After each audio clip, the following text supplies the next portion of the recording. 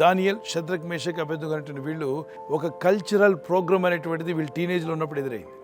దానికి వాళ్ళు చేసిన పని ఏంటి? వీఆర్ నాట్ ఇంట్రెస్టెడ్ అన్నారు. Read Daniel chapter 1 verse 7 to 15. So దేవుడు అద్భుతంగా వాళ్ళని కాపాడాడు, దీవించాడు. So it's our choice. Choose what is the best. నీ ముందు అన్నీ ఉన్నాయి, ఏది బెస్ట్ అనేది నువ్వు చూసుకోవాలి. అయితే కాలేజ్కి వెళ్ళినా, స్కూల్కి వెళ్ళినా, యూనివర్సిటీకి వెళ్ళినా చదువులో మనం నెంబర్ 1గా ఉండడానికి ప్రయత్నం చేయండి. మంచి మార్కులు సాధించండి. That will open many doors for you to have a bright future.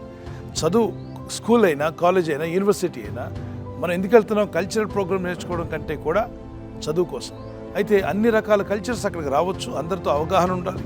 ఎవరెలా ఉన్నారు, ఏ విధంగా ఉంటున్నారు, అందరూ అంటే మన చుట్టూ ఉన్నటువంటి మనం ఉన్న స్కూల్లో కావచ్చు, కాలేజీలో, యూనివర్సిటీలో రకరకాల కల్చర్ బ్యాక్గ్రౌండ్ నుండి వచ్చిన స్టూడెంట్స్ అందరూ ఉంటారు. అందరినీ రెస్పెక్ట్ చేయండి. Give respect and take respect. Try to mingle with every one because everybody are human being. God came to save mankind. So దేవుని ప్రేమ వారికి పంచండి. అదే టైంలో మిమ్మల్ని మీరు జాగ్రత్త చేసుకోండి. మీ ఆత్మీయ జీవితం పాడైపోకుండా, కరప్ట్ అయిపోకుండా చూసుకోండి. దానిలో ఒక మంచి మాట అన్నాడు, he doesn't want to defile himself. దాన్ని నేను డిఫైల్ చేసుకోవడానికి ఇష్టపడట్లేదు అన్నాడు.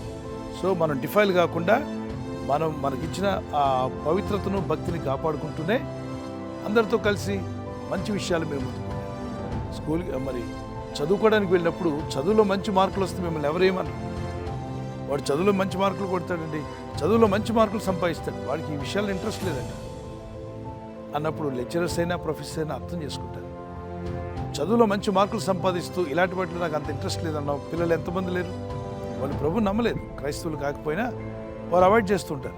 I'm not interested. అలాగే నీవు కూడా ఆ విషయాల్లో, ఆ సినిమా పాటలకి డ్యాన్స్ వేయడం నాకు ఇంట్రెస్ట్ లేదు చెప్పేయండి, ధైర్యంగా ఉండండి. There are many things in the world which will defile us. We must learn to say no to some things. మొహమాట పడద్దు, ధైర్యంగా చెప్పండి. God bless you.